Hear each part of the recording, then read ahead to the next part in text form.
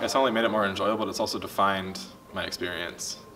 You know, I've been in the group for 3 years, but I've been singing for Mr. Murray for 4 years now, and the lessons that he's imparted on us in class and the values that he's taught us have made me the person who I am today and really shaped my career path after school. Well, I've done chorus since 4th grade, and in middle school when I saw the chamber singers perform, I thought, I could never be in that group. And then sophomore year, I joined concert choir, and he sort of made me audition for chamber singers, and so I did, and I got in, and yeah, here I am now. You know, if a student sings in middle school, sings 6th, 7th, and 8th grade, the natural progression is to do the first chorus here. So, and like then this is where you get your first introduction to like really like good solid vocal technique and learning to read music and the solfege system and conducting and counting. Start to do auditioning for district and all-state, and learning audition skills. And then after that, you know, just every year, just audition and try to get in.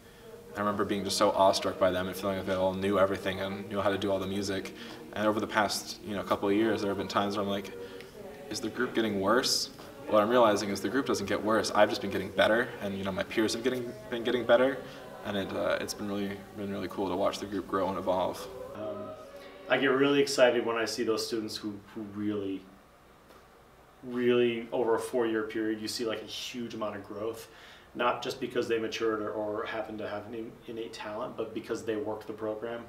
And you can see those students who like fought their way into chamber singers eventually, and eventually made all-state after 4 attempts and that kind of thing.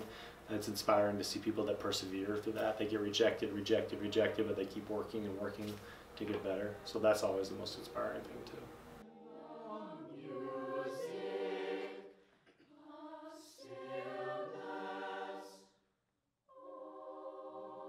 He's a great teacher, yeah. He's an amazing teacher because he's always willing to help you when you're struggling with something. And I know that's expected of a teacher, but like the way he carries himself, how he sets an example for the rest of us, it's just, yeah, he is a great teacher. Mr. Murray is probably one of the greatest educators I ever had the experience of working with.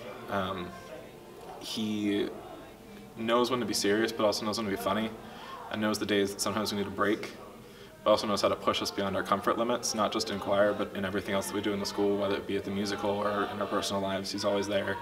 His couch is always there if we need someplace to hang out or someone to talk to.